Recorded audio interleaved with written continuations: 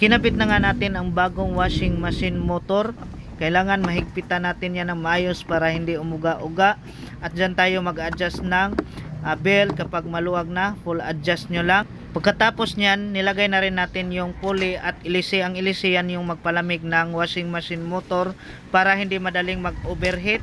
At pagkatapos nyan, ilagay na rin natin yung washing machine head at nilagay na rin natin yung drainage. Tapos nyan, kinabit na rin natin yung malaking pulley. Yan yung lalagyan natin ng belt para sa washing machine motor. Yan yung ikutin. Kailangan mahigpit yan para hindi kumalas yung belt. At pagkatapos nyan, nilagay na natin yung belt sa maliit na pulley at malaking pulley. Pagkatapos nyan, nilagyan na rin natin ng lock yung gilid ng washing machine. Pagkatapos nyan, check na rin natin yung belt kung maluwag or mahigpit. So kung maluwag, adjust lang natin yung washing machine motor. May adjustment dyan. Full adjust nyo lang. At kapag maluwag pa rin, litan na natin ng panibagong belt. Dalhin natin yan sa tindahan, yung belt para sample, para mabalik natin yung original na belt.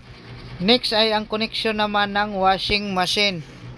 May tatlong wire na lumabas galing sa timer. Brown, yellow, tsaka sky blue. So, yung brown na yan yung common or supply ng timer. At ang yellow naman, forward. Sky blue naman, yan yung reverse. So, makikita nyo yan, yung red na yan, at nakakabit yan sa white na supply na to, 20 volts. So, yan yung may fuse. So, dyan natin ikabit yung common ng or supply ng timer. Kabit natin yan.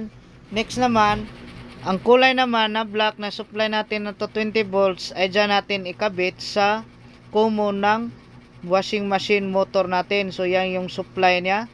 Tapos yung dalawang yellow na yan, isa dyan ang reverse forward. So sa pagkabit nanggaling sa timer, yung yellow tsaka sky blue, doon natin yan i-connect sa washing machine motor. So ang washing machine motor may dalawang yellow yan, isa dyan ang reverse forward.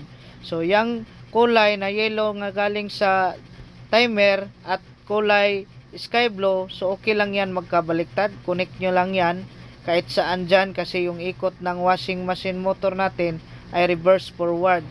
Sa pagkabit naman ng kapasitor ay doon natin yan ikabit sa washing machine motor na reverse forward. So yung dalawang linya ng kapasitor ay kabit natin yan sa isang reverse at forward. So nilagyan natin yan ng kapasitor para malakas umikot yung washing machine natin.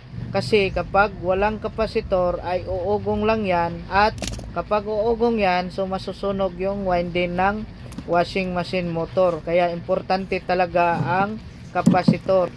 Next ay check na natin yung ikot ng washing machine. So yan, naka-forward na yan. Pag hinto yan, kailangan mag-reverse na din yan. So yan, nag-reverse na. At kailangan hinto yan, mag-forward naman yan.